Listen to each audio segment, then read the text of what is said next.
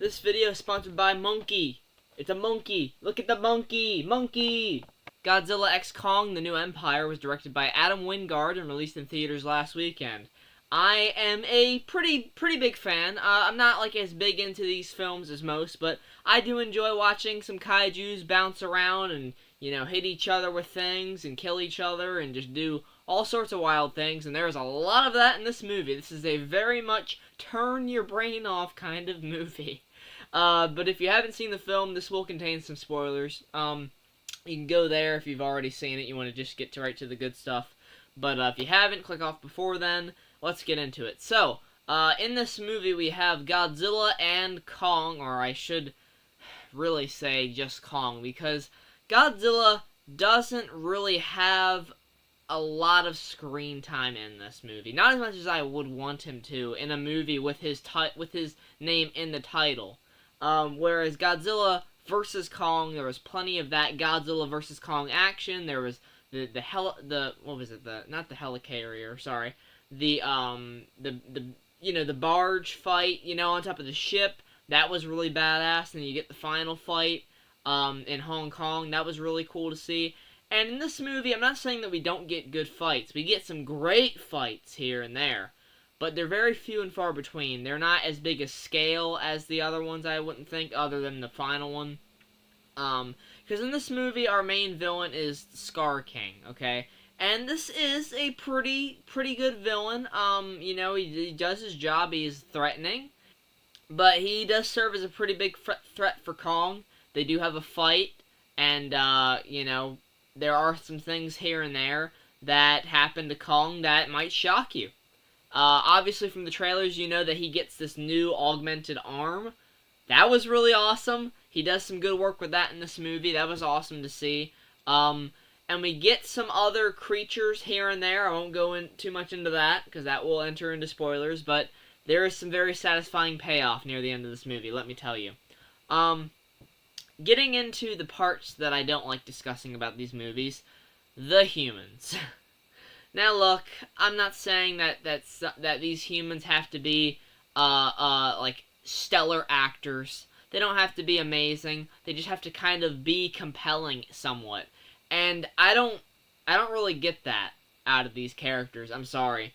Brian Tyree Henry's character, Bernie, he's probably like the closest one that I actually react to, and I'm like, huh, that was a pretty funny line.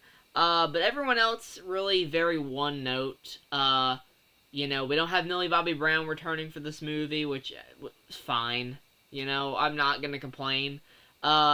She's off doing Damsel, which was not very good, in my opinion. But anyway, sorry, I'm getting sidetracked. But we have the girl from the last movie, Godzilla vs. Kong, the one that talks to Kong. I'm forgetting her name. The human characters are so forgettable in this. The only reason I remembered Brian Tyree Henry's character is because that was the one I was most attached to. And they travel to Hollow Earth to get Kong and convince him to, put an end to this threat that Godzilla has become, because Godzilla is sleeping inside of a coliseum and then waking up and then heading to these signals that are basically these other monsters within the MonsterVerse, and Godzilla goes to fight one, and obviously he's wreaking havoc in the process. So they're trying to get Kong to kind of be like, hey, can you go up there and maybe deal with that? But as they're down there, they discover the Scar King and this much bigger threat that makes them realize that, hey, we need to get Kong and Godzilla to be on the same side again, or a whole lot of bad shit's gonna happen. I'm gonna give Godzilla x Kong: The New Empire a 6 out of 10. I just don't think the amount of Godzilla and Kong is right in this movie. It's completely off balance. There's a ton more Kong than there is Godzilla, and you don't even get, I'm sorry if you consider this a spoiler, but you don't get a ton of Godzilla and Kong teaming up. A lot of this movie is Kong being the main character, exploring this new world and discovering the Scar King and this new monkey that he's, his friend, and Godzilla is very much playing like a supporting role in this, where he kind of pops up here and there, and you're like, oh yeah, Godzilla's in this movie. What? His name's in the title. Like, we needed more of that, but yeah, it's gonna get a 6.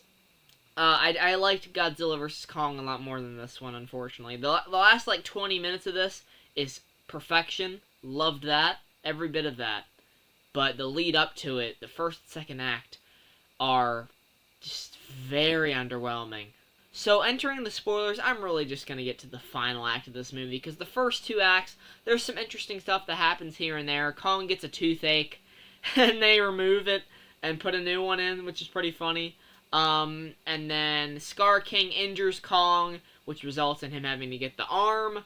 And then the little girl that can talk to Kong, she ends up, well, she's grown now, she's kind of a teenager. She finds these leftover members of the tribe that she was from.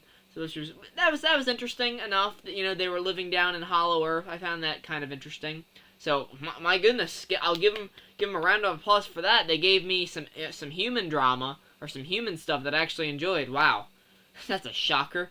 Well, I did like Brian Tyree Henry, but nevertheless, during this final act, you get some great kaiju action where Godzilla is led down to Hollow Earth by Kong, and they meet up with Mothra. Mothra's in this movie, there to kind of broker peace between the 3 of them. They're like, hey, we got this larger threat looming here with the Scar King.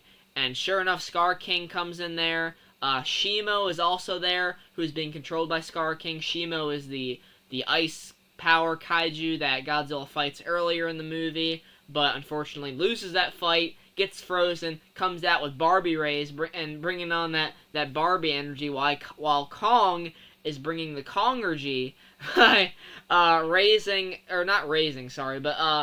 kind of rescuing Suko, this little monkey, from the Scar King. Scar King has this spine that he's using to kind of, whip around as like a weapon. He's got a blade on the end of it.